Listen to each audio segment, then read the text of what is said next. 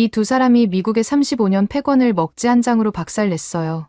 2026년 1월 사우디 리야드의 왕립 해군 본부 작전회의실은 섭씨 40도를 오르내리는 사막의 열기와 달리 에어컨이 미친 듯 돌아가고 있었습니다. 그 서늘한 공기 속에서 저는 완벽한 승리를 확신하고 있었죠. 저는 로버트 벤스, 록히드 마틴 해군 전투체계 C6 ISR 부문 중동 및 유럽 수석 부사장입니다. 35년간 펜타곤의 이름으로 동맹국들의 방산 계약을 주무르며 살아온 사람이에요. 그날 저는 한국이라는 하청업체의 숨통을 완벽하게 조여버릴 참이었습니다. 사우디 왕립 해군의 수뇌부가 스크린 앞에서 감탄사를 쏟아내고 있었습니다. 하나오션의 KSS-3 잠수함 기술 브리핑이 한창이었거든요. 리튬이온 배터리 추진체계의 수중 항속거리, 잠수함 발사 탄도미사일 수직 발사관의 동시 교전 능력. 스크린의 숫자가 뜰 때마다 사우디 장성들의 눈이 커졌습니다. 파하드 알 고파일리 참모장이 고개를 끄덕이며 옆에 앉은 실무진에게 뭔가를 아랍어로 지시하더군요. 분위기만 봐도 읽을 수 있었어요. 계약 성사 직전이라는 것을요. 하나오션 엔지니어가 마지막 슬라이드를 넘기자 회의실에 우레같은 박수가 쏟아졌습니다. 파하드 참모장이 자리에서 일어나 한국 측 대표단과 악수를 나누려는 순간이었죠. 저는 양복 안주머니에서 리모컨을 꺼냈습니다. 버튼 하나를 눌렀어요. 그 순간 작전회의실의 메인 스크린이 꺼졌습니다. 시뮬레이션 서버 전체가 셧다운됐어요. 하나오션이 공들여 구축해놓은 전투체계 연동 시연이 통째로 먹통이 된 겁니다. 박수 소리가 끊겼습니다. 회의실에 정적이 내려앉았어요. 15명의 사우디 장성들이 꺼진 스크린과 저를 번갈아 쳐다봤습니다. 저는 천천히 자리에서 일어나 회의실 중앙으로 걸어 나갔어요. 시가를 입에 물지는 않았습니다. 대신 롤렉스 초침을 한번 확인하고 양복 단추를 여유롭게 잠갔죠. 이 회의실에 있는 모든 사람에게 보여줘야 했습니다. 잠수함의 진짜 주인이 누구인지를요. 지금 보신 시연, 인상적이셨죠? 저는 파하드 참모장을 똑바로 쳐다보며 말을 이었습니다. 하지만 저 스크린이 왜 꺼졌는지 아십니까? 하나오션이 아무리 멋진 껍데기를 만들어도 잠수함의 두뇌는 우리 록히드 마틴의 전투체계 코드로 돌아갑니다. 미국 국무부의 국제무기거래 규정 ITAR에 따라 우리 소스코드 없이는 어뢰 한 발 쏘지 못하는 깡통이에요. 서류 가방에서 청구서를 꺼내 하나오션 중동 총괄 강철진 본부장 앞으로 밀었습니다. CMS 통합 수수료 70% 선납 요구서였어요.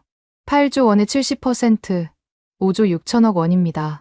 이 금액을 먼저 내지 않으면 전투체계 연동은 영구 중단이라는 조건이 빳빳하게 인쇄되어 있었죠. 트럼프 대통령이 한국한테 핵 추진 잠수함 건조를 승인했다면서요? 저는 코웃음을 쳤습니다. 그거 정치적 립서비스예요.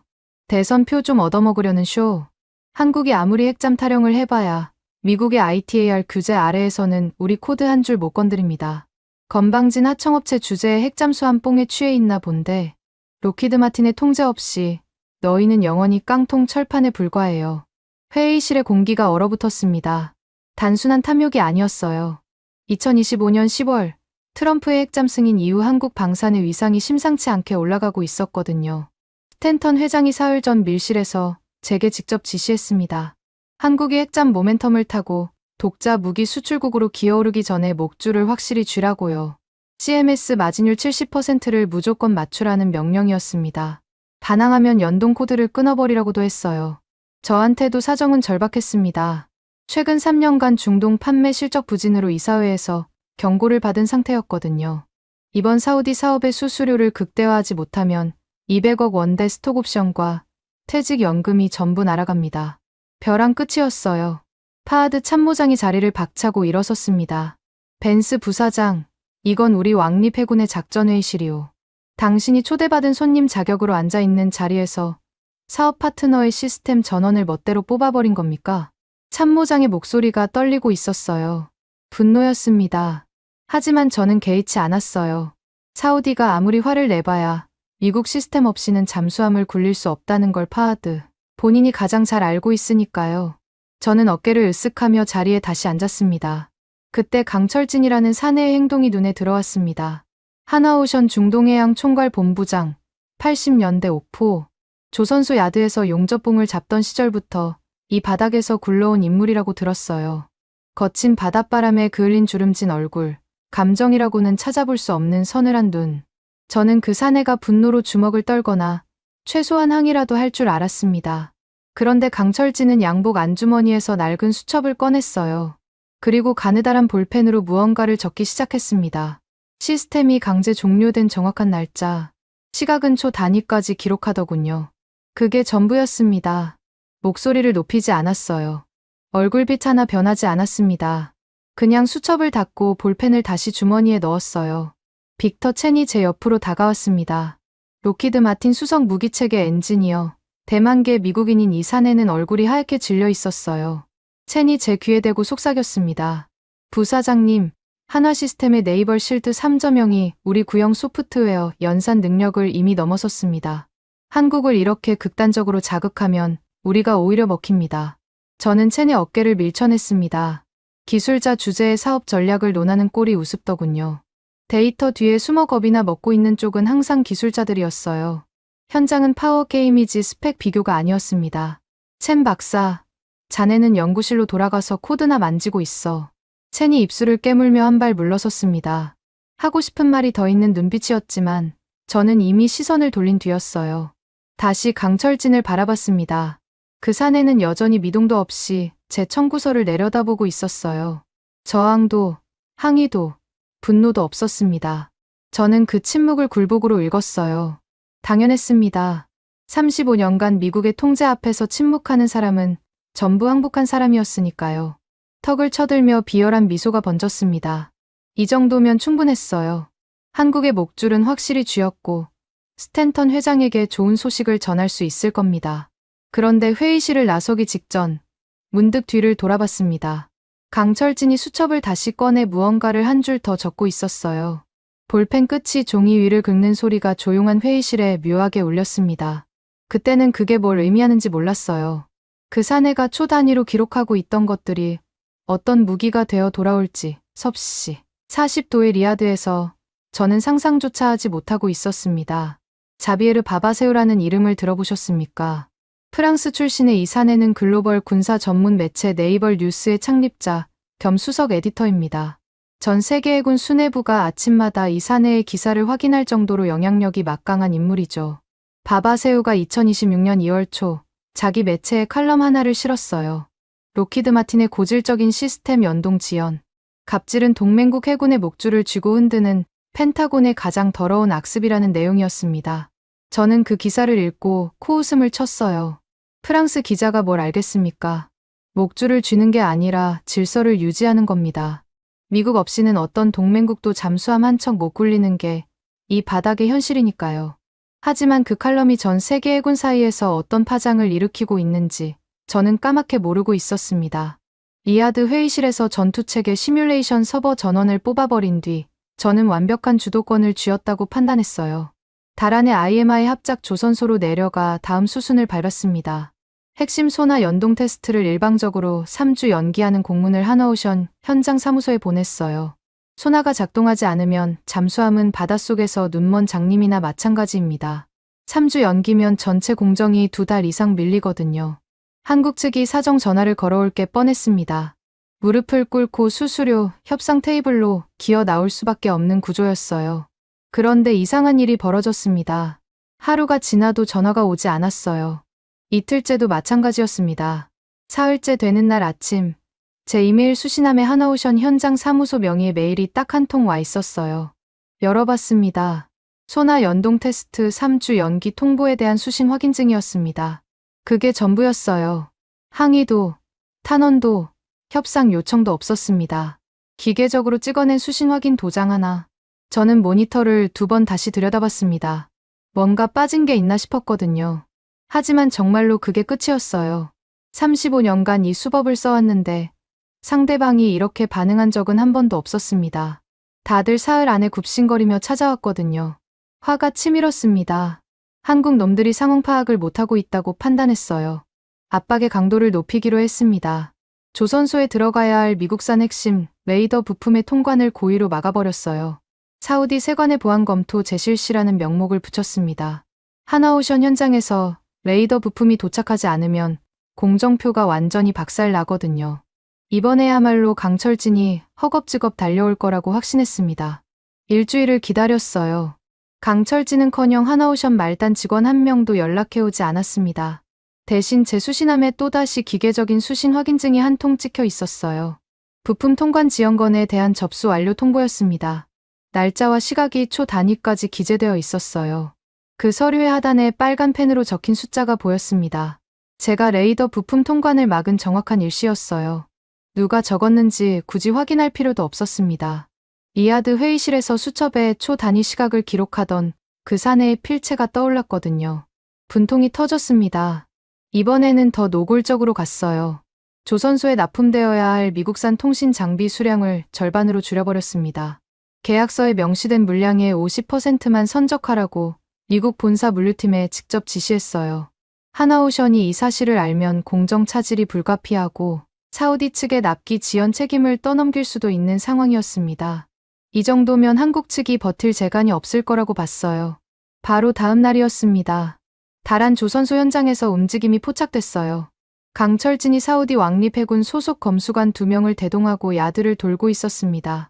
섭씨 40도가 넘는 쇳가루 날리는 현장에서 그 사내는 양복 상의를 벗지도 않은 채 미국산 통신 장비 하역 구역을 하나하나 촬영하고 있었어요. 계약서에 명시된 납품 수량과 실제 도착 수량의 차이를 사우디 검수관 앞에서 문서로 기록하더군요. 사진을 찍고 날짜를 적고 검수관의 확인 서명을 받았습니다. 계약 위반 증거를 현장에서 실시간으로 만들어내고 있었던 겁니다. 기분이 찝찝해졌어요. 하지만 아직 카드가 남아 있었습니다. 사우디 왕실 인맥을 동원해 한국의 시스템 통합 능력에 의문을 제기하는 여론전을 펼치기로 했어요. 왕실 측근에게 접촉해서 하나오션은 미국 없이는 잠수함, 전투체계를 독자 운용할 능력이 없다는 보고서를 흘렸습니다. 사우디가 한국을 의심하기 시작하면 판이 다시 뒤집힐 수 있었거든요. 그런데 사흘 뒤 사우디 국방부 실무진으로부터 황당한 소식이 들려왔습니다. 하나오션이 이미 수주 전에 아랍어로 번역된 독자 운용 매뉴얼 전체를 사우디 측에 넘겨놓은 상태였다는 거예요. 미국 시스템 없이도 잠수함을 독자 운용할 수 있는 절차가 수백 페이지 분량으로 완비되어 있었습니다. 제가 이간질을 시도하기도 전에 한국은 이미 사우디의 신뢰를 단단히 굳혀놓은 겁니다. 이를 악물었습니다. 최후 통첩을 보내기로 했어요. 70% 통행세 계약서에 72시간 내 서명하지 않으면 프로젝트 전체를 영구 중단하겠다는 팩스를 하나오션 현장 사무소로 써버렸습니다. 이건 사실상 선전포고였어요. 35년 경력 동안 이 수준의 최후 통첩을 날리면 상대방이 12시간 안에 백기를 들지 않은 적이 없었습니다. 그런데 돌아온 건 이번에도 종이 한 장이었어요. 팩스 상단에 수령 완료라는 직인이 찍혀 있었고 그 아래에 또다시 빨간 펜으로 수령 날짜와 초 단위 시각이 적혀 있었습니다. 나중에 안 사실이지만 그 직인을 찍은 사람은 한화시스템 수석 법무감사역 최동규라는 인물이었어요.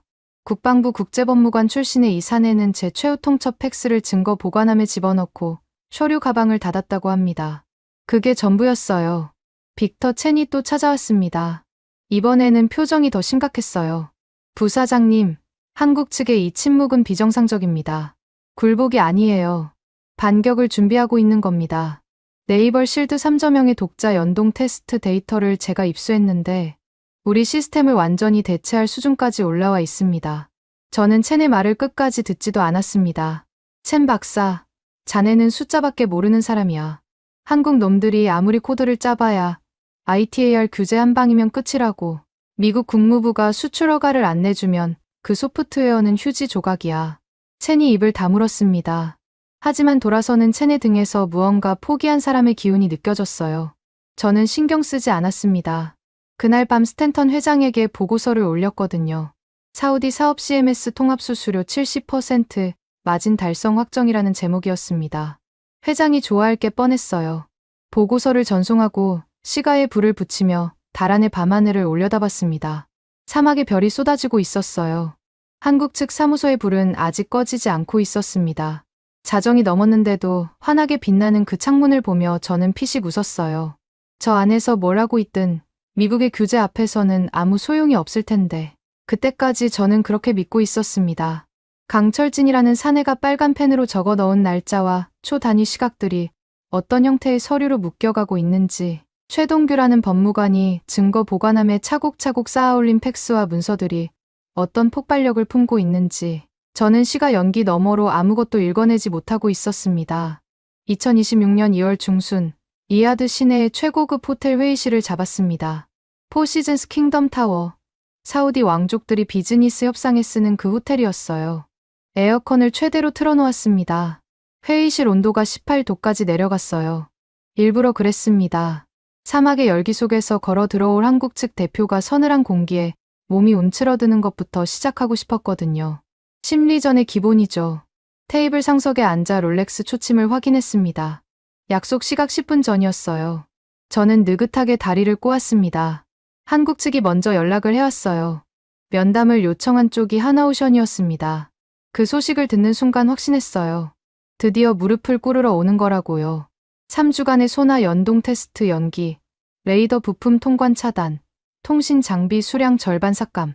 이 세 방을 연달아 맞고도 버틸 수 있는 업체는 세상에 없습니다.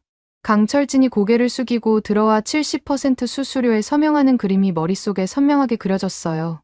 그 장면을 사진으로 찍어서 스탠턴 회장에게 보낼 생각까지 하고 있었습니다. 약속 시각 정각에 회의실 문이 열렸습니다. 강철진이었어요. 혼자였습니다. 수행원도, 통역도, 변호사도 없이 단 한 명이 들어왔어요. 양복은 리야드 회의실에서 봤던 것과 같은 남색이었고 넥타이는 매지 않았습니다. 바닷바람에 그을린 주름진 얼굴, 감정이라고는 찾아볼 수 없는 서늘한 눈. 저는 자리에서 일어나 오른손을 내밀었습니다. 협상의 시작은 악수부터니까요. 강철진이 제 손을 봤습니다. 시선이 제 손등 위에 2초 정도 머물렀어요. 그리고 그 사내는 아무 말 없이 시선을 걷어들이더니 곧장 테이블로 걸어갔습니다. 제 손은 허공에 떠 있었어요. 35년 방산협상 인생에서 악수를 거부당한 건 그때가 처음이었습니다. 얼굴이 달아올랐어요. 하지만 내색하지 않았습니다.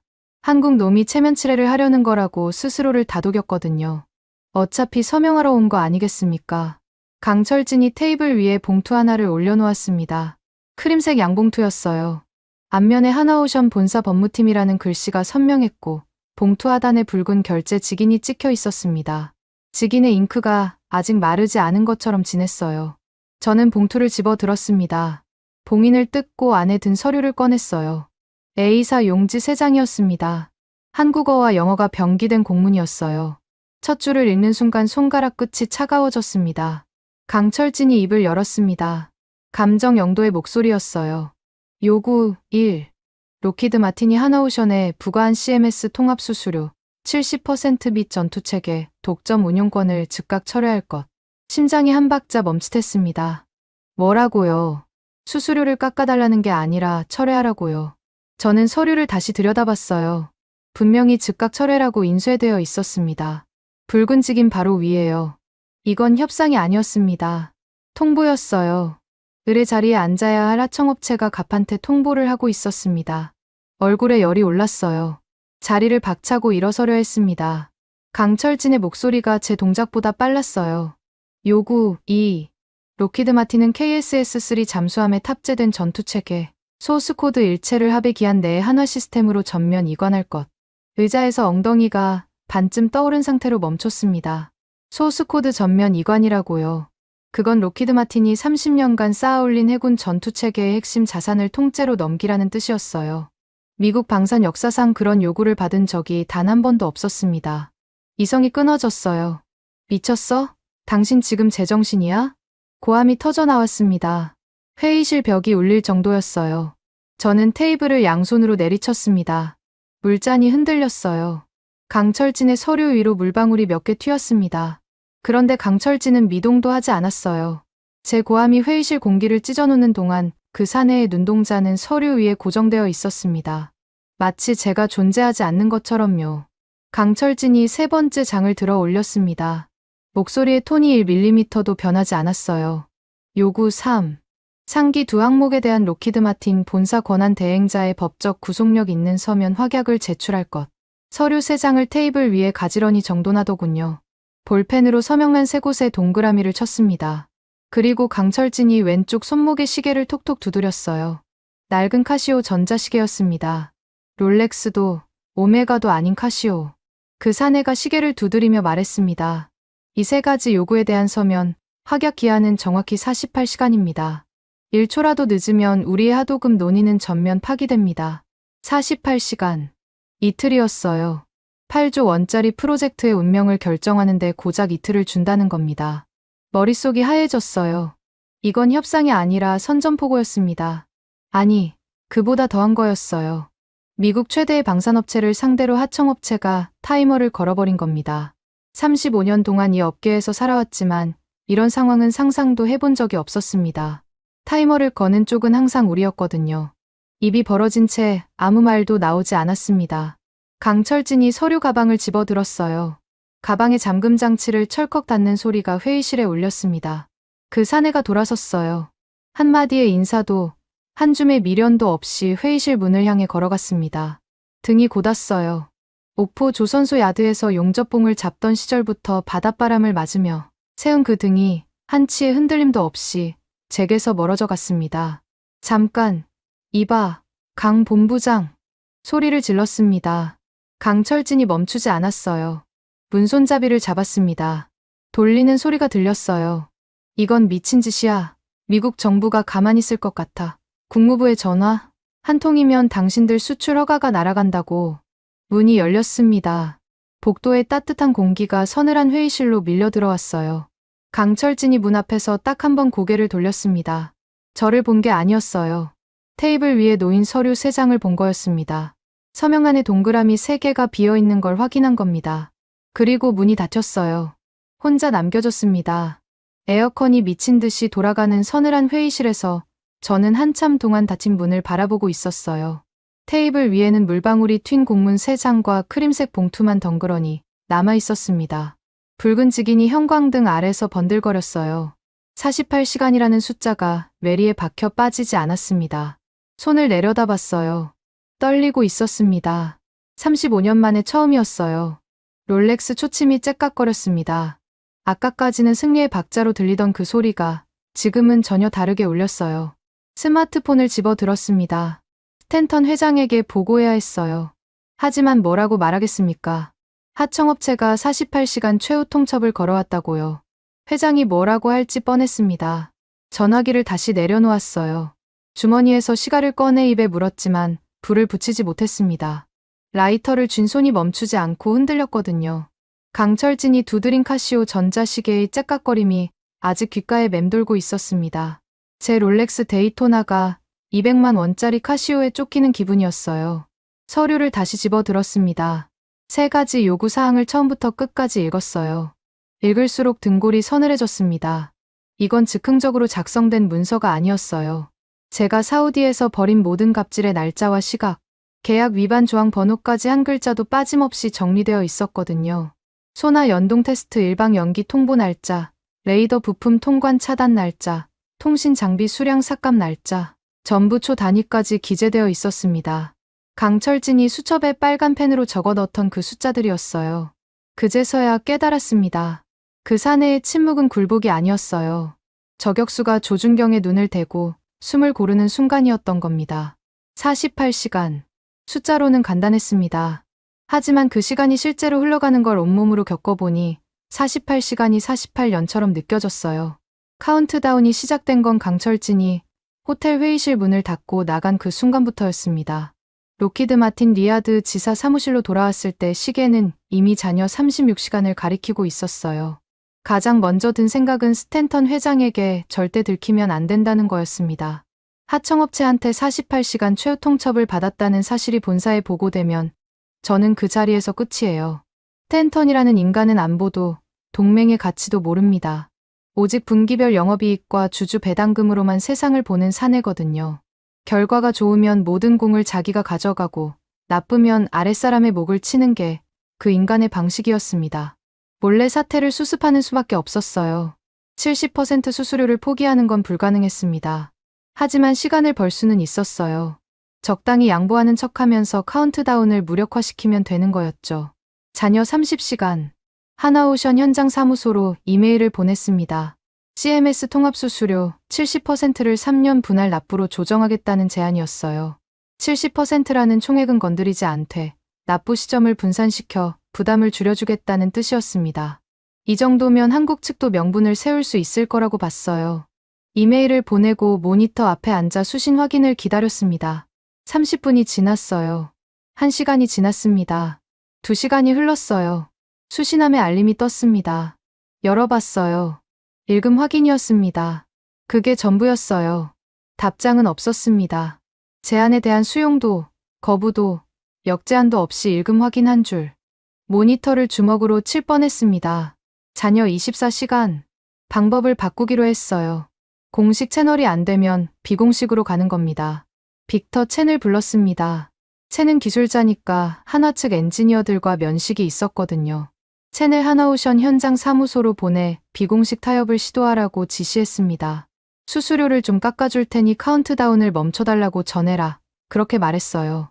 첸이 고개를 저으며 부사장님, 이건 이미 그런 단계가 아닙니다라고 했지만 저는 됐으니까 빨리 가라고 등을 밀었습니다. 첸이 하나 사무소에 도착해서 보낸 문자 메시지를 아직도 기억합니다. 로비 출입 거부당했습니다. 면회 자체가 불어입니다. 11글자였어요. 로비 출입조차 불어라니. 고작 며칠 전까지만 해도 같은 프로젝트의 파트너였던 업체가 로비 문턱도 밟지 못하게 막아버린 겁니다. 이쯤 되니 가슴이 답답해지기 시작했어요. 평소 같으면 꺼내지 않을 카드를 만지작거렸습니다. 중동 주둔 미군 사령부에 전화를 걸었어요. 사성 장군급 인맥이 있었거든요. 페르시아만 함대 사령관과는 20년 넘게 알고 지낸 사이였습니다. 장군에게 사우디 잠수함 프로젝트에서 한국 측이 미국의 이익을 침해하고 있다며 아빠, 전화 한 통만 넣어달라고 부탁했어요. 미군 장성의 전화 한 통이면 어떤 한국 업체도 등에 식은땀이 흐르게 되어 있거든요. 장군이 곧바로 하나오션 현장 대표 번호로 전화를 걸었습니다. 저는 옆에서 숨을 죽이며 기다렸어요. 장군의 얼굴이 묘하게 변하더군요. 수화기를 내려놓으며 장군이 말했습니다. 연결이 안 돼. 통화 대기 안내음만 반복되더군. 저는 귀를 의심했어요. 미합 중국 사성 장군의 전화를 대기 안내음으로 흘려버린 겁니다. 35년간 미군의 이름표만 들이대면 세상 어디서든 문이 열렸는데 한국의 조선소 사무실 전화 한 통을 뚫지 못한 겁니다. 자녀 18시간. 군사적 압박이 안 되면 외교적 루트를 동원해야 했습니다. 리야드 주재 미국 대사관에 연락했어요. 대사관 정치참사관에게 사우디 잠수함 프로젝트에서 한국 업체가 미국의 기술, 통제권을 침해하려 하고 있다고 보고했습니다. 미국 정부 차원의 공식 항의가 필요하다고 요청했어요. 참사관이 대사관 직원 한 명을 하나오션 현장 사무소로 보냈습니다. 그런데 그 직원이 1시간 만에 빈손으로 돌아왔어요. 하나시스템 수석 법무감사역 최동규라는 사내가 대사관 직원을 응접실에 앉혀놓고 미얀 방산협력, 양해각서 및 기술 이전 계약 조항을 한 줄 한 줄 읽어줬다고 합니다. 하나오션의 모든 행위가 양국 간 합법적 계약 범위 안에 있으며 미국 정부가 개입할 법적 근거가 전무하다는 걸 조목조목 증명했다는 거예요. 대사관 직원은 아무 말도 못하고 나올 수밖에 없었습니다. 동원할 수 있는 카드가 바닥을 드러내고 있었어요. 자녀 시간은 계속 줄어들고 있었습니다. 이를 악물고 마지막 양보안을 만들었어요. CMS 통합 수수료를 50%로 낮추겠다는 수정 제안서였습니다. 70%에서 20%포인트를 깎은 거예요. 로키드 마틴이 수수료를 자발적으로 낮춘 건 회사 역사상 전례가 없는 일이었습니다. 이 정도면 한국 측도 움직일 거라고, 아니 움직여야만 한다고 스스로를 다독이며 팩스를 넣었어요. 30분 뒤 팩스기가 윙윙거리며 종이 한 장을 토해냈습니다. 하나오션 현장 사무소의 회신이었어요. 떨리는 손으로 집어들었습니다. 종이 위에는 아무것도 인쇄되어 있지 않았어요. 아무것도요. 제가 보낸 수정 제안서, 원본 위에 파쇄 완료라는 도장만 덜렁 찍혀 있었습니다. 제 양보안이 한화 사무실 파쇄기에 그대로 갈려 들어간 겁니다. 자녀 12시간. 다리에 힘이 풀려 의자에 주저앉았어요. 손등으로 이마에 땀을 닦았습니다. 에어컨이 돌아가는 사무실인데도 온몸이 축축했어요. 이건 처음 겪는 상황이었습니다. 미국의 군사력, 외교력, 자본력을 총동원했는데 한국 업체에 전화 한 통을 받아내지 못한 거예요. 최후의 수단을 꺼내야 했습니다. 사우디 왕립 해군 파하드 참모장을 찾아갔어요. 참모장 집무실에서 무릎까지는 아니지만 고개는 숙였습니다. 사우디 해군에 미국의 최신 대한미사일을 특별 가격에 공급하겠다는 미끼를 던졌어요. 대신 한국 측에 48시간 타이머를 연장하라고 압박해달라고 부탁했습니다. 파하드 참모장이 저를 물끄러미 바라봤어요. 아랍식 커피 잔을 한 모금 마시더니 입을 열었습니다. 벤스 부사장, 지금 강 본부장은 시계를 보며 기다리고 있소. 당신이 여기서 나한테 매달리고 있을 시간이 있겠소? 땀이 등줄기를 타고 흘러내렸습니다. 파하드 참모장의 눈에는 동정도, 분노도 없었어요. 관전자의 시선이었습니다. 제가 어떻게 무너지는지 지켜보고 있었던 겁니다. 사우디마저 미국 편이 아니었어요. 비틀거리며 참모장 집무실을 나왔습니다. 자녀 3시간, 멘탈이 나갔습니다. 공식 채널도, 비공식 채널도, 군사도, 외교도 전부 막혔어요. 스마트폰을 집어들었습니다. 강철진의 개인 휴대전화 번호를 눌렀어요. 어디서 구했는지는 묻지 마십시오. 신호음이 3번 울린 뒤 강철진이 받았습니다. 목소리가 놀라울 만큼 평온했어요. 마치 동네 슈퍼마켓 점원한테 전화가 온 것처럼 담담한 톤이었습니다.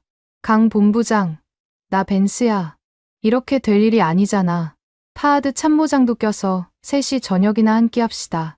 스테이크든 양갈비든 내가 다 쏠게. 수화기 너머로 짧은 침묵이 흘렀습니다. 사적인 식사 자리는 필요 없습니다. 당신들에게 주어진 48시간 타이머는 이미 어제 오전 9시부로 작동 중이니까요. 전화가 끊겼어요. 수화기에서 뚜뚜뚜 하는 신호음이 흘러나왔습니다. 스마트폰을 책상 위에 내려놓았어요. 손이 벌벌 떨리고 있었습니다. 시가를 꺼내 물었지만 입술이 말라붙어 종이가 찢어졌어요. 리야드의 밤이 창문 너머로 내려앉고 있었습니다. 사막의 별이 쏟아지고 있었어요. 자녀 1시간. 사무실 천장에 형광등이 윙윙거리며 제 그림자를 바닥에 길게 늘어뜨렸습니다. 48시간이 시작되었을 때 저는 타이머를 건 쪽이 조급해질 거라고 확신했어요. 시간이 흐를수록 한국 측이 초조해져서 양보안을 내밀 거라고 봤습니다. 그런데 실제로 벌어진 일은 정반대였어요. 피가 마르도록 초조한 쪽은 통제권을 쥐고 있다고 믿었던 저였고, 쫓기는 줄 알았던 한국 측은 오히려 전화도 받지 않을 만큼 여유로웠습니다. 타이머가 0으로 향해 달려가는 동안 저는 사무실 바닥을 서성이며 롤렉스 초침에 미칠 지경이었어요. 카운트다운이 끝나면 무슨 일이 벌어질지, 강철진이 다음에 어떤 서류를 들고 나타날지, 그걸 생각하면 시가를 쥔 손가락 끝이 얼음처럼 차가워졌습니다. 미 국방부 정책차관의 공식 성명이 전 세계 방산 매체를 강타한 건 카운트다운이 끝나기 8시간 전이었습니다. 한미 양국은 2025년 10월 핵 추진 잠수함 승인 이후 한국의 독자적인 해군 무기체계 설계 및 수출 권한을 규제 없이 전면 보장한다. 로이터 통신이 타전한 이 한 줄짜리 속보를 저는 스마트폰 알림으로 봤어요. 읽고 또 읽었습니다. 규제 없이 전면 보장이라는 7글자가 눈앞에서 깜빡거렸어요. 하지만 그때까지도 저는 그게 무슨 의미인지 정확히 이해하지 못했습니다. ITAR 규제는 미국 국무부의 철벽이에요. 35년간 단 한 번도 깨진 적이 없는 방패였거든요. 설마 그 방패에 금이 갔겠습니까? 정치적 수사일 거라고, 실무에서는 달라질 게 없을 거라고 스스로를 다독였습니다. 48시간이 만료됐어요. 정확히 오전 9시였습니다. 리야드 지사 사무실에 앉아 시계를 보고 있었어요. 9시 1분, 2분, 3분. 아무 일도 일어나지 않았습니다. 5분이 지나고 10분이 흘렀어요. 조용했습니다. 혹시 한국 측이 허세를 부린 건 아닐까 하는 생각이 스쳤어요. 48시간 타이머라고 해놓고 정작 실행할 카드가 없으면 공갈이 되는 거니까요. 피식 웃음이 났습니다. 역시 하청업체는 하청업체였구나. 긴장했던 이틀이 바보같이 느껴졌어요. 의자 등받이에 기대 시가를 꺼내 물었습니다. 바로 그때 사무실 문이 열렸어요. 아니, 열린 게 아니었습니다. 안쪽으로 부수듯 밀려 들어왔어요. 강철진이었습니다. 그 뒤에 금태 안경의 사내가 한 명 더 서 있었어요. 한화시스템 수석 법무감사역 최동규. 처음 제대로 마주 보는 얼굴이었습니다. 서류 보관함에 제 팩스를 증거로 쌓아 넣던 그 사내가 눈앞에 서 있었어요. 날카로운 시선이 금태 안경 너머로 번뜩였습니다. 두 사람 다 양복에 주름 하나 없이 빳빳한 차림이었어요. 마치 오늘을 위해 새 양복을 꺼내 입고 온 것 같았습니다. 저는 시가를 입에서 빼며 자리에서 일어섰습니다. 여유를 잃지 않으려 애썼어요. 강철진의 눈을 똑바로 보며 말했습니다. 48시간 지났는데 아무 일도 안 일어나더군. 타이머라더니 고장난 시계였나 봐. 입꼬리를 올리며 말을 이었어요. 잘 생각해보고 온 거 맞지? 어차피 우리 로키드 마틴의 소스 코드 없이는 아무것도 못하잖아. 미국 국무부의 ITAR 규제 아래에서 한국산 전투체계는 수출 허가조차 안 나와. 깡통에 페인트 칠해서 잠수함이라고 우기려고? 최동규가 움직였습니다. 미동도 없이 서 있던 그 사내가 왼손에 들고 있던 물건을 테이블 위에 올려놓았어요. 두꺼운 블랙 바인더였습니다. A사 용지가 300장은 넘어 보이는 묵직한 바인더가 테이블에 닿는 순간 둔탁한 소리가 사무실을 울렸어요. 최동규가 바인더의 첫 페이지를 펼쳤습니다. 미합 중국 국무부 직인이 찍힌 공식 문서가 형광등 아래서 빛났어요. 페이지 하단에는 서명이 있었습니다. 볼펜이 아니었어요. 만년필의 굵은 획이었습니다. 도널드 트럼프라는 이름의 서명이었어요. 최동규가 입을 열었습니다. 목소리에 감정이라고는 한 톨도 없었어요. 법정에서 판결문을 읽어 내려가는 판사처럼 건조한 톤이었습니다. 미합 중국 원자력법 특례 제42조 C항에 의거하여 2025년 10월 대통령 행정명령으로 승인된 한미 국방기술협정 부속서 제7호에 따라 대한민국 방산기업의 독자 설계, 해군 무기체계에 대한 국제무기거래 규정, 즉 ITAR의 적용은 전면 해제됩니다. 피가 머리에서 빠져나가는 느낌이었어요. 전면 해제. 그 두 글자가 머릿속에서 메아리 쳤습니다. ITAR 전면 해제라는 건 한국이 미국의 소스코드 없이도 전투체계를 독자 설계하고, 독자 생산하고, 독자 수출할 수 있다는 뜻이었어요. 35년간 제가 동맹국의 목줄을 쥐는데 쓰던 바로 그 규제가 한국 앞에서만 사라진 겁니다. 이건 말이 안 돼. 목소리가 갈라졌어요. 최동규가 바인더의 두 번째 페이지를 넘겼습니다. 본협정에 따라 한화시스템이 독자 개발한 전투관리체계 네이벌 실드 3.0은 미합 중국의 기술 통제 대상에서 영구 제외되며 제3국 수출 시 미국 정부의 사전 승인을 필요로 하지 않습니다. 다리가 후들거렸습니다. 무릎에 힘이 빠졌어요. 바닥으로 주저앉았습니다. 양복 바지에 무릎이 사무실 카펫에 닿았어요. 트럼프의 핵잠 승인이 정치적 립서비스라고 비웃었던 제 목소리가 귓가에서 울렸습니다. 립서비스가 아니었어요. 그 서명 한 장 뒤에는 미국의 35년 무기 통제권을 한국 앞에서 완전히 걷어내는 특례가 숨어 있었던 겁니다. 저는 그걸 읽지 못했어요. 트럼프라는 이름에 코웃음이나 치면서 기술의 본질을 놓쳐버린 겁니다. 이성이 끊어졌습니다. 바닥에서 비틀거리며 일어났어요. 사무실 한쪽에 놓인 관제 서버 단말기로 달려갔습니다. 마지막 카드가 남아있었거든요. ITAR가 무력화됐더라도 사우디에 납품된 잠수함의 미국산 하드웨어 시스템은 여전히 로키드 마틴의 서버로 통제되고 있었습니다. 전원을 영구 차단해버리면 한국이 아무리 독자 소프트웨어를 가지고 있어도 하드웨어가 먹통이 되는 거예요. 키보드를 두드렸습니다. 관리자 계정으로 접속을 시도했어요. 비밀번호를 입력하고 엔터를 눌렀습니다. 화면이 바뀌었어요. 붉은 글씨가 모니터 한가운데 떠올랐습니다. 접근 거부. 영어로 액세스 디나이드. 다시 입력했어요. 같은 메시지였습니다. 세 번째, 네 번째, 다섯 번째까지 시도했지만 결과는 동일했어요. 제 관리자 권한이 이미 무력화된 상태였습니다. 모니터 하단에 작은 글씨가 떠 있었어요. 본 시스템은 한화시스템 독자 네트워크로 전환 완료되었습니다. 로키드 마틴 접근 권한은 계약 조항 제14조 B항에 의거하여 해제되었습니다. 한국 측이 이미 미국 시스템을 완전히 걷어내고 독자 네트워크를 구축해 놓은 거였어요. 제가 48시간 동안 전화기를 붙잡고 미군 장성과 대사관을 들들 볶고 있을 때 한화시스템의 엔지니어들은 사우디 잠수함의 두뇌를 통째로 갈아 끼우고 있었던 겁니다. 그래서 그 사무실의 불이 자정이 넘어서도 꺼지지 않았던 거였어요. 그래서 제 전화를 받지 않았던 거고 제 이메일에 읽음 확인만 보낸 거였습니다. 처음부터 저와 협상할 생각 따위는 없었어요. 48시간은 협상 기한이 아니라 시스템 교체 작업에 필요한 시간이었던 겁니다. 최동규가 제 뒤에 서 있었습니다. 언제 다가왔는지도 몰랐어요. 금태 안경 너머의 시선이 모니터에 뜬 접근 거부 메시지를 확인하더군요. 최동규가 입을 열었습니다. 조항 14조 B항. 기한 내 시스템 연동 불이행 시 귀사의 통합 자격은 영구 박탈되며 100% 한국산 독자 전투체계로 강제 교체됨을 명시합니다. 이 조항에 따라 연동 페널티를 강제 발동합니다. 영구 박탈이라는 단어가 사무실 공기를 갈랐어요. 저는 모니터 앞에 선 채로 고개를 돌려 강철진을 봤습니다. 그 사내는 서류 가방에서 또 다른 문서를 꺼내고 있었어요. 로키드 마틴 시스템 통합 자격 영구 박탈 통보서라는 제목이 보였습니다. 한화오션 본사 법무팀의 붉은 결제 직인이 찍혀 있었어요. 하단에 서명란이 2개 있었습니다. 하나오션 중동해양 총괄 본부장 강철진, 한화시스템 수석 법무감사역 최동규. 최동규의 란에는 이미 서명이 완료되어 있었어요. 강철진이 양복 안주머니에서 만년필을 꺼냈습니다. 뚜껑을 열었어요. 제 눈을 한 번도 쳐다보지 않았습니다. 펜촉이 종이에 닿았어요. 사각사각 소리를 내며 강철진이라는 세 글자가 서류 위에 새겨졌습니다.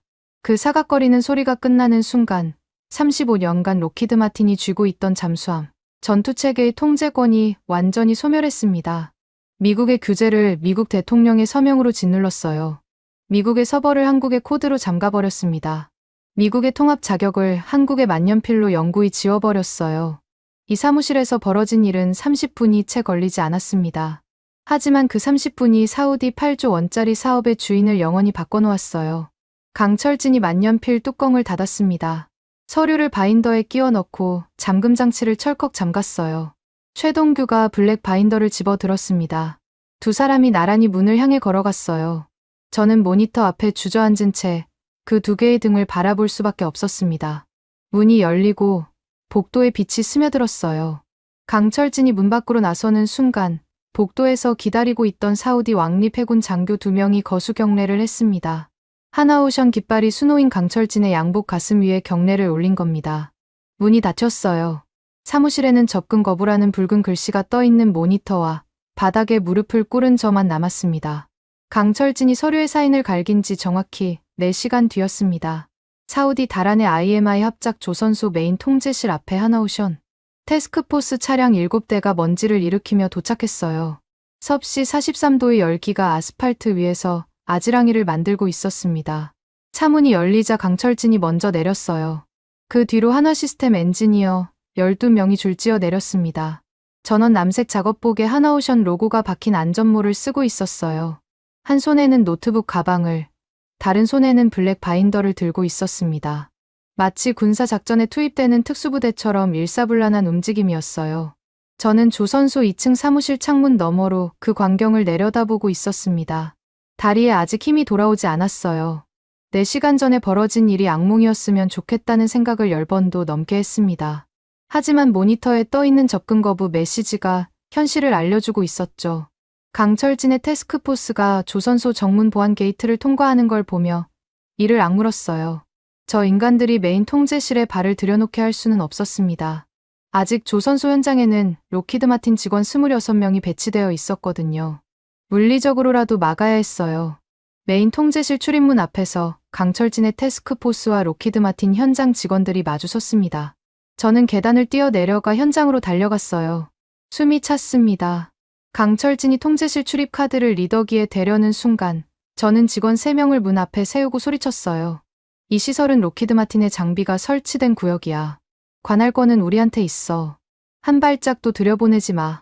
강철진이 저를 봤습니다. 표정이 변하지 않았어요. 양복 안주머니에서 서류 한 장을 꺼내 제 앞에 펼쳤습니다. 사우디 왕립 해군 사령부 발행시설 관할권 이전 승인서였어요. 파하드 참모장의 서명이 찍혀 있었습니다. 오늘 자날짜였어요. 강철진이 한마디도 하지 않았습니다. 서류를 보여준 것이 전부였어요. 제 직원들의 시선이 흔들렸습니다. 사우디 군 최고 사령관의 서명이 찍힌 문서 앞에서 미국 민간 기업 직원이 할 수 있는 일은 없었거든요. 강철진의 요원 2명이 앞으로 나왔습니다. 록히드 마틴 현장 직원들의 VIP 출입증을 가차 없이 수거하기 시작했어요. 한 명씩 다가가서 목에 걸린 카드를 회수하는 거였습니다. 제 직원들이 당황해서 저를 돌아봤어요. 어떻게 하겠습니까? 사우디 군 사령관의 승인서 앞에서 제가 할 수 있는 건 아무것도 없었습니다. 26개의 VIP 출입증이 3분도 안 돼서 한화 요원의 손에 넘어갔어요. 35년간 전 세계 어떤 조선소에서든 최상위 출입 권한을 누렸던 록히드 마틴의 배지가 종이 봉투에 담겨 압수당한 겁니다. 이건 불법이야. 사우디 군경을 불러 제가 악을 썼습니다. 목이 쉬어 갈라진 소리가 났어요. 바로 그 순간이었습니다. 조선소 정문 방향에서 군용 지프 4대가 먼지를 일으키며 달려오고 있었어요. 사우디 왕립 헌병대였습니다. 제가 부른 게 아니었어요. 지프에서 내린 헌병 16명이 조선소 야드에 도열했습니다. 저는 잠깐 안도했어요. 사우디 헌병이 왔으니 한국 측의 불법 점거를 저지할 수 있을 거라고 생각했거든요. 헌병대 지휘관이 성큼성큼 걸어왔습니다. 제게 오는 줄 알았어요. 그런데 지휘관이 지나쳤습니다. 제 옆을 스쳐 지나가더니 강철진 앞에 멈춰 섰어요. 거수 경례를 올렸습니다. 강철진이 고개를 가볍게 끄덕이자 헌병대가 강철진의 태스크포스를 호위하듯 양옆에 도열했어요. 헌병이 한국 편이었습니다. 아니, 정확히 말하면 합법적 주도권을 쥔 쪽을 호위하러 온 거였어요. 시설 관할권 이전 승인서가 발효된 이상 이 조선소의 합법적 관할 주체는 하나오션이었습니다. 로키드 마틴은 불법 점유자가 된 거예요. 35년간 미국이라는 이름으로 세계 어디서든 최상위 권한을 행사하던 사람이 사우디 사막 한가운데서 불법 점유자 취급을 받고 있었습니다. 무릎에서 힘이 빠졌지만 주저앉을 수는 없었어요. 직원 26명이 보고 있었으니까요. 그때 야드 저편에서 엔진 소리가 들려왔습니다. 불도저였어요. 노란색 캐터필러 디구 불도저 2대가 천천히 야드를 가로질러 오고 있었습니다. 불도저 위에 사우디 왕립 해군 깃발이 펄럭이고 있었어요. 운전석 옆에 서 있는 사내가 보였습니다. 파하드 알 고파일리 참모장이었어요. 제복 상의에 단추를 풀어헤치고 소매를 걷어붙인 채 불도저 위에서 야드를 내려다보고 있었습니다. 미국의 가장 충성스러운 고객이었던 사우디 왕립 해군의 최고 사령관이 직접 불도저를 끌고 온 거였어요. 파하드 참모장이 불도저에서 내렸습니다. 강철진에게 다가가 두 손으로 악수를 나눴어요. 짧은 아랍어로 뭔가를 말했습니다. 통역이 필요 없었어요. 파하드의 얼굴에 떠오른 미소가 전부를 설명하고 있었거든요. 강철진이 서류 가방에서 네이벌 실드 3.0의 국산화 도면 세트를 꺼내 참모장에게 건넸습니다. 파하드가 도면을 펼쳐 들었어요. 첫 장을 보는 순간 참모장의 눈이 커졌습니다. 두 번째 장에서는 고개를 끄덕였어요. 세 번째 장에서 감격의 미소가 터져 나왔습니다.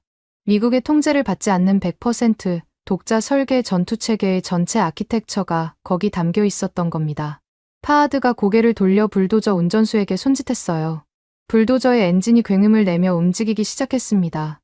야드 한쪽에 설치되어 있던 로키드 마틴의 레이더 장비 컨테이너를 향해 곧장 돌진했어요. 대당 수백억 원짜리 ANSPY 계열 레이더 모듈이 든 컨테이너였습니다. 불도저의 삼날이 컨테이너 옆구리를 밀어붙이자 쇠가 찢어지는 소리가 야드 전체에 울려 퍼졌어요. 컨테이너가 모래밭 위로 질질 끌려갔습니다. 사막 고철장 방향이었어요. 멈춰. 저건 미합 중국 재산이야. 국제법 위반이라고 소리를 질렀지만 불도저 엔진 소리에 묻혀버렸습니다.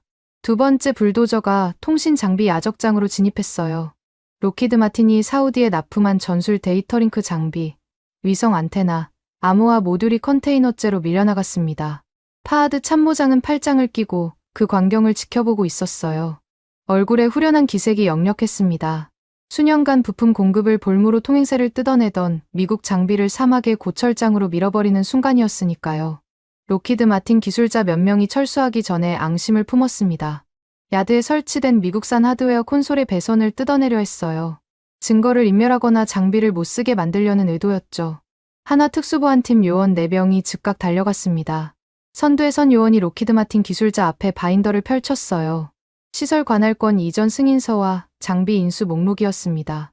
이 시설 내 모든 장비는 관할권 이전과 함께 하나오션의 관리 자산으로 편입되었으며 무단 훼손 시 사우디 군법에 따라 처벌된다는 조항이 명시되어 있었어요. 기술자들의 손이 멈췄습니다. 보안 요원이 기술자들의 개인 공구통까지 전부 압수했어요. 드라이버 한 자루, 렌치 하나도 남기지 않았습니다. 빈손이 된 기술자들이 야드 출구를 향해 걸어 나갔어요. 로키드 마틴 장비가 실린 트럭 8대가 줄지어 조선소를 빠져나갔습니다. 행선지는 다란 외곽의 산업 폐기물 처리장이었어요.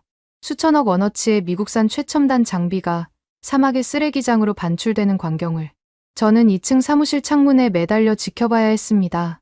트럭이 빠져나간 자리에 한화 시스템에 이동식 서버렉이 들어왔어요. 엔지니어 12명이 메인 통제실에 투입됐습니다. 네이벌 실드 3.0의 독자 코드를 사우디 잠수함에 인스톨하는 작업이 시작된 거예요. 제가 48시간 동안 전화기를 붙잡고 있을 때 미리 준비해둔 소프트웨어 패키지였습니다. 설치에 걸린 시간은 2시간이었어요.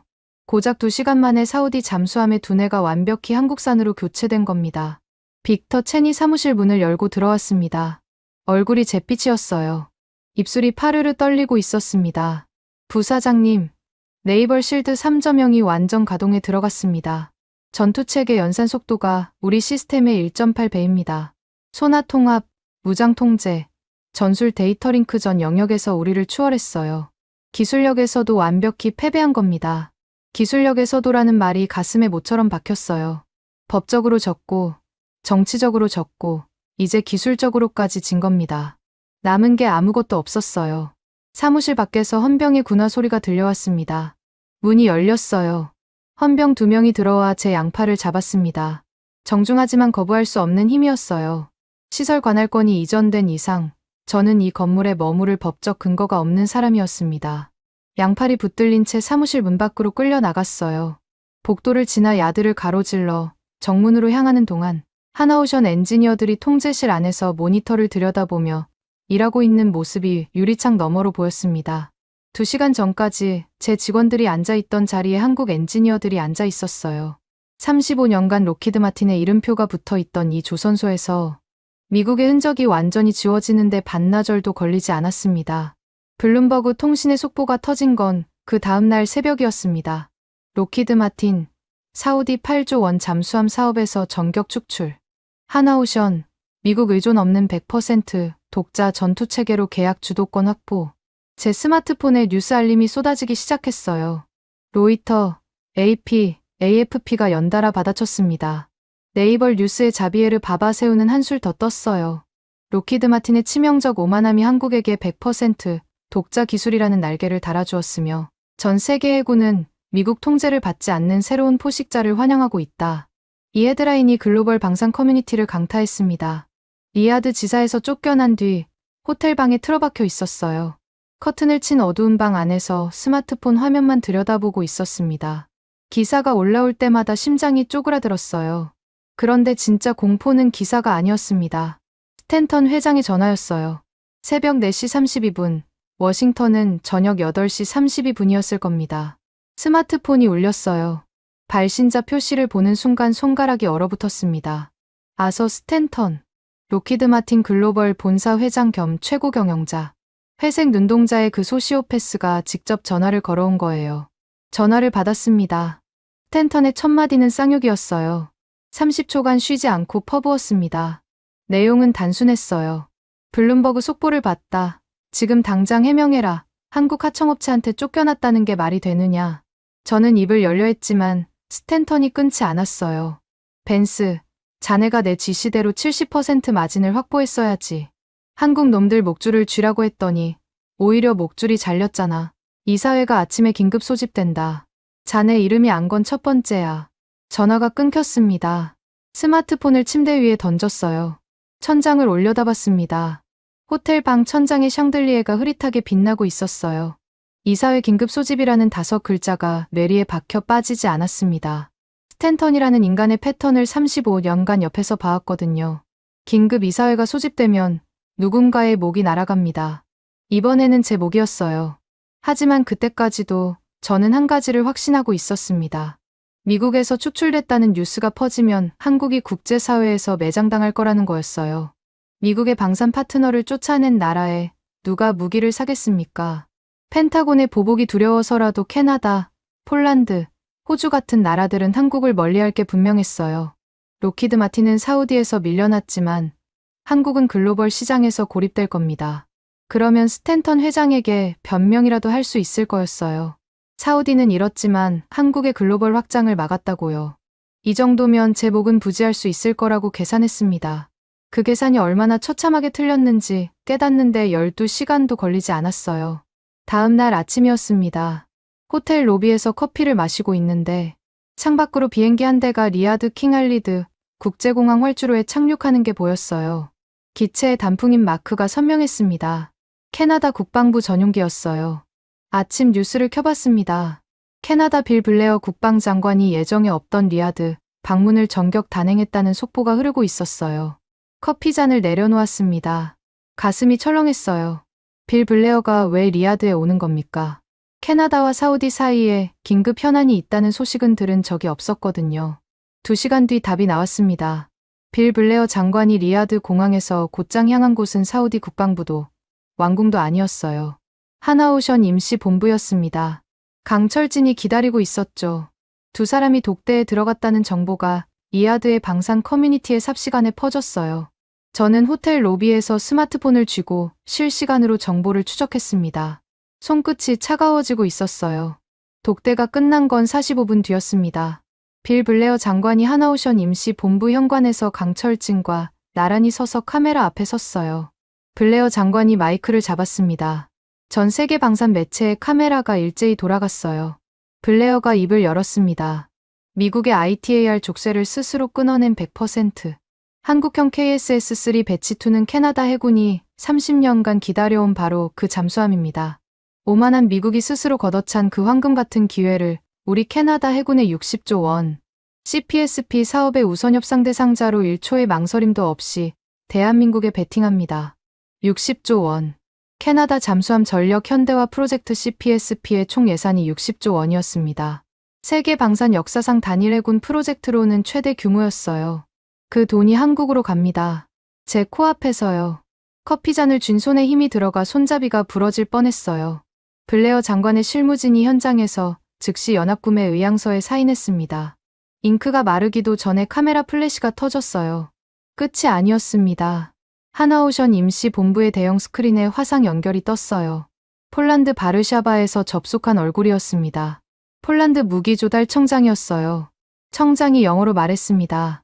폴란드 해군의 오르카 사업 잠수함 도입을 하나오션과 진행하기로 확정했으며 입찰 대기 중이던 미국 업체 전원을 탈락 처리했다고요. 10조 원이었습니다. 블레어 장관의 60조 원에 폴란드의 10조 원이 얹어진 거예요. 화상 연결이 끊기자마자 회의실에서 박수가 쏟아졌습니다. 밖에서 소란이 일었어요. 하나오션 임시 본부 주차장에 검은색 벤츠 3대가 급하게 들어왔습니다. 차문이 열리더니 아랍 전통 의상을 입은 사내가 내렸어요. UAE 만수르 국방조달청장이었습니다. 소문을 듣고 리야드 공항에서 곧장 달려온 거였죠. 만수르 청장이 성큼성큼 걸어 들어왔어요. 임시 본부 2층에 있던 제 사무실 자리를 알고 있었는지 먼저 올라갔습니다. 제 이름표가 붙어있던 문을 열었어요. 책상 위에 아직 제 서류와 시각 케이스가 남아 있었습니다. 만수르 청장이 수행원에게 손짓했어요. 수행원이 제 물건을 상자에 쓸어 담았습니다. 책상을 비운 만수르가 그 자리에서 강철진과 마주 앉았어요. 4조 원 규모의 긴급 잠수함 도입 계약 의향서를 꺼냈습니다. 현찰 수표였어요. 같은 조건, 같은 사양, 미국의 통제를 받지 않는 100% 한국산 전투체계. 수표에 사인하는데 30초도 걸리지 않았습니다. 로비에서 그 광경을 전해 듣는 동안 호텔 직원이 제게 다가왔어요. 하나오션 측에서 벤스 부사장의 개인 물품을 로비에 보내왔다는 전갈이었습니다. 시각 케이스, 볼펜 세트, 가죽 서류 가방. 제 사무실에서 치워진 물건들이 종이 상자에 담겨 호텔 로비 바닥에 놓여 있었어요. 사무실 문에 붙어있던 제 명패도 들어있었습니다. 로버트 벤스, 록히드 마틴 수석 부사장이라고 새겨진 금색. 명패의 나사 구멍 자리에 페인트 자국이 묻어 있었어요. 거칠게 뜯어낸 흔적이었습니다. 빅터 첸이 로비로 내려왔습니다. 제 앞에 섰어요. 얼굴이 창백했지만 눈빛은 또렷했습니다. 지금까지 본 첸의 표정 중 가장 단단한 얼굴이었어요. 첸이 입을 열었습니다. 부사장님, 캐나다 60조, 폴란드 10조, UAE 4조, 사우디 8조. 오늘 하루 동안 한국으로 넘어간 금액이 82조 원입니다. 대기 중인 필리핀, 노르웨이, 콜롬비아건까지 합치면 100조 원을 넘깁니다. 당신의 오만함 하나가 전 세계 바다에서 록히드 마틴의 이름표를 영원히 뜯어냈습니다. 첸의 목소리가 떨리지 않았어요. 35년간 제 부하로 일하면서 단 한 번도 정면으로 쏘아본 적 없는 사내가 처음으로 제 눈을 똑바로 보며 말한 거였습니다. 저는 아무 말도 할 수 없었어요. 반박할 데이터도 변명할 논리도 남아있지 않았거든요. 첸이 돌아섰습니다. 걸어 나가는 첸의 등을 보며 깨달았어요. 저 사내는 처음부터 맞는 말만 했습니다. 한국을 건드리면 우리가 먹힌다고 경고했어요. 네이버 실드 3.0이 우리를 추월했다고 보고했습니다. 저는 그 모든 경고를 기술자의 겁이라고 밀쳐냈어요. 데이터 뒤에 숨어 겁이나 먹고 있다고 조롱했습니다. 겁을 먹었어야 할 사람은 저였어요. 호텔 로비의 대형 텔레비전에서 블룸버그 방송이 흘러나오고 있었습니다. 하나오션 임시 본부 앞에서 블레어 장관과 강철진이 나란히 서 있는 화면이었어요. 캐나다, 폴란드, UAE의 국기가 하나오션 깃발 옆에 나란히 펄럭이고 있었습니다. 화면 하단에 자막이 흘러갔어요. 한국 방산, 미국 패싱하고 글로벌 잠수함 시장 100조 원 시대 개막. 리야드 공항으로 향하는 택시를 잡아야 했습니다. 이 도시에 더 머무를 이유가 없었어요. 종이 상자를 끌어안고 호텔 현관을 나서는 순간 사막의 뜨거운 바람이 얼굴을 때렸습니다. 섭씨 40도의 열기가 눈시울을 말렸어요. 눈물인지 땀인지 구분이 되지 않았습니다. 2026년 3월 20일 오전 9시 뉴욕 증시가 개장했습니다. 저는 리야드 킹알리드 국제공항 출국장 라운지에 앉아 스마트폰으로 시세를 지켜보고 있었어요. 로키드 마틴의 티커 심벌 LMT가 화면 한가운데 떠 있었습니다. 개장 동시에 매도 물량이 쏟아졌어요. 주가가 수직으로 떨어지기 시작했습니다. 5%, 10%, 15%. 하락 속도가 비정상적이었어요. 기관 투자자들이 일제히 빠져나가고 있었습니다. 캐나다 60조, 폴란드 10조, UAE 4조, 사우디 8조. 하루 만에 날아간 글로벌 수주 파이프라인의 규모가 월스트리트를 공포에 빠뜨린 거였죠. 20%를 찍었을 때 서킷 브레이커가 발동되나 싶었지만 잠깐 멈칫하더니 다시 빠졌어요. 25%, 28%, 30%에서 하한가를 쳤습니다. 로키드 마틴 역사상 단일 거래일 최대 낙폭이었어요. 시가총액 수십조 원이 아침 커피 한 잔 마시는 동안 증발한 겁니다. 라운지의 대형 텔레비전이 CNBC 생방송으로 전환됐습니다. 앵커가 긴급 뉴스를 전하고 있었어요. 로키드 마틴 주가 30% 폭락, 글로벌 방산 시장 재편 신호탄. 자막이 화면 하단을 흘러가는 사이 스튜디오에 한 사내가 등장했습니다. 아서 스탠턴이었어요. 로키드 마틴 글로벌 본사 회장 겸 최고 경영자. 회색 눈동자의 그 소시오패스가 굳은 표정으로 카메라 앞에 앉았습니다. 넥타이를 꽉 조이고 양복 단추를 끝까지 잠근 차림이었어요. 위기 상황에서 보여주는 전형적인 스탠턴의 전투 복장이었습니다. 스마트폰을 집어들었어요. 스탠턴에게 전화를 걸었습니다. 지금 이 순간 회장과 직접 통화해서 상황을 설명해야 했어요. 사우디에서 벌어진 일의 전후 맥락을 제대로 보고하면 최소한 모든 책임을 제게 뒤집어 씌우는 건 막을 수 있을 거라고 판단했습니다. 신호음이 울렸어요. 한 번, 두 번, 세 번, 네 번째 신호음이 끝나고 음성 사서함으로 넘어갔습니다. 다시 걸었어요. 같은 결과였습니다. 세 번째 시도에서도 스탠턴은 전화를 받지 않았어요. 네 번째, 다섯 번째, 손가락이 화면 위에서 떨리고 있었습니다. 텔레비전에서 스탠턴의 목소리가 흘러나왔습니다. CNBC 앵커의 질문에 답하고 있었어요. 제 전화를 받지 않는 이유를 그 순간 깨달았습니다. 스탠턴은 생방송 중이었거든요. 라운지 소파에서 몸을 앞으로 숙여 화면에 집중했어요. 앵커가 물었습니다. 사우디 사업 축출의 책임이 누구에게 있느냐고요. 스탠턴이 카메라를 똑바로 쳐다봤습니다.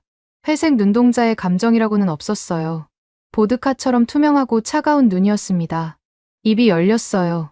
이번 사태는 전적으로 로버트 벤스 전 수석 부사장의 독단적이고 불법적인 행위로 인해 발생한 것입니다. 벤스는 본사의 승인 없이 사우디 현장에서 극단적인 갑질과 일방적인 수수료, 인상을 강행했으며 이는 로키드 마틴의 기업 윤리와 동맹국 존중 원칙에 정면으로 위배됩니다. 본사는 벤스의 이 같은 탐욕적 일탈에 대해 어떠한 지시도 승인도 한 사실이 없음을 분명히 밝힙니다. 전이라는 글자가 귀를 관통했어요. 로버트 벤스 전 수석 부사장. 저는 아직 해고 통보를 받은 적이 없었습니다. 그런데 스탠턴은 이미 전직이라고 말하고 있었어요. 전 세계가 시청하는 CNBC 생방송에서요. 본사의 승인 없이라는 말에 이를 악물었습니다. 70% 마진을 무조건 맞추라고 릴실에서 직접 지시한 사람이 누굽니까? 한국 놈들 숨통을 조이라고 명령한 사람이 누구였습니까? 반항하면 연동 코드를 끊어버리라고 한 사람이요. 스탠턴 당신이었잖아요. 하지만 그 밀실의 대화를 증명할 녹음이나 문서는 존재하지 않았습니다. 스탠턴이라는 인간은 처음부터 흔적을 남기지 않았거든요.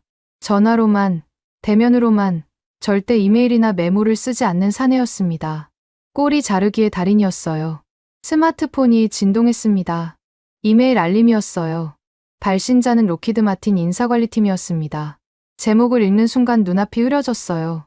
즉시 해고 통보 및 전 직책 해임 통지. 본문은 세 줄이었습니다.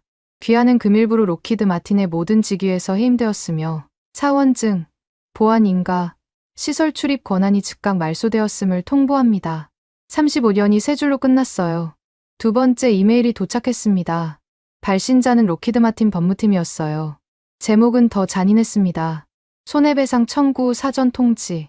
귀하의 독단적 행위로 인해 록히드 마틴이 입은 사우디, 캐나다, 폴란드, UAE 수주 손실에 대한 배상 책임을 청구할 예정임을 통지합니다. 예상 청구 금액은 1천억 원 규모였어요. 1천억. 읽고 또 읽었습니다. 스마트폰 화면의 글자가 흔들렸어요.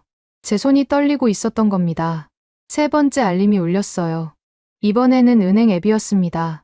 퇴직연금 계좌와 스톡옵션 계좌에 동결 및 압류 조치가 실행되었다는 자동 알림이었어요.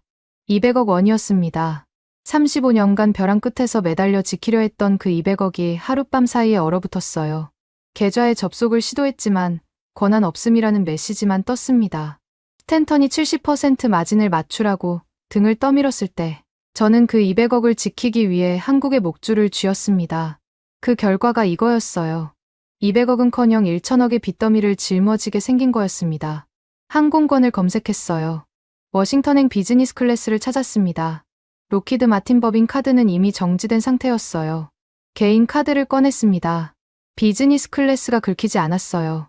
한도 초과였습니다. 퍼스트 클래스는 말할 것도 없었죠. 이코노미석을 검색했어요. 가장 싼 좌석이 하나 남아 있었습니다. 맨 뒷줄 가운데 자리였어요.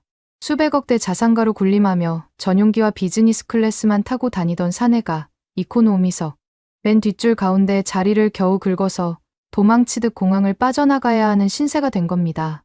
출국 심사대로 향하는 복도를 걸었습니다. 캐리어 하나와 종이 상자 하나가 전부였어요. 종이 상자 안에는 시각 케이스, 볼펜 세트, 그리고 나사 구멍에 페인트 자국이 묻은 금색 명패가 들어 있었습니다. 로버트 벤스, 록히드 마틴 수석 부사장. 이제는 아무 의미 없는 글자들이었어요. 출국 심사대 앞에 줄을 섰습니다. 앞에 선 사내가 뒤를 돌아봤어요. 파하드 알 고파일리 참모장이었습니다. 제복 차림이었어요. 가슴에 훈장이 빛나고 있었습니다. 파하드가 저를 알아봤어요. 한 발짝 다가왔습니다. 아랍식 미소를 지으며 입을 열었어요. 벤스 부사장. 아니 이제는 그냥 벤스 씨라고 불러야겠군요. 당신들의 낡은 제국은 끝났소. 사막에서 녹슬어가는 당신들의 레이더처럼 말이오. 저는 아무 대꾸도 하지 못했습니다. 파하드가 가볍게 고개를 끄덕이며 돌아섰어요. 출국 심사를 마치고 유리창 너머로 활주로가 보이는 복도를 걸었습니다. 발을 멈췄어요. 유리창 너머 풍경이 눈에 들어왔거든요. 하나오션 임시 본부 앞 야외 광장에 각국의 군 수뇌부가 도열해 있었습니다. 캐나다 빌 블레어 장관, 폴란드 무기조달청장, UAE 만수르 청장, 사우디 파하드 참모장의 대리, 제복과 양복이 섞인 대열이 하나오션 깃발 아래 줄지어 서 있었어요. 대열 앞에 강철진이 서 있었습니다. 옥포 조선소 야드에서 용접봉을 잡던 그 사내가 바닷바람에 그을린 주름진 얼굴로 각국 장성들의 경례를 받고 있었어요. 바람에 펄럭이는 하나오션 깃발 옆에 태극기가 걸려 있었습니다. 사막의 햇살이 태극의 붉은색과 푸른색 위에 쏟아지고 있었어요.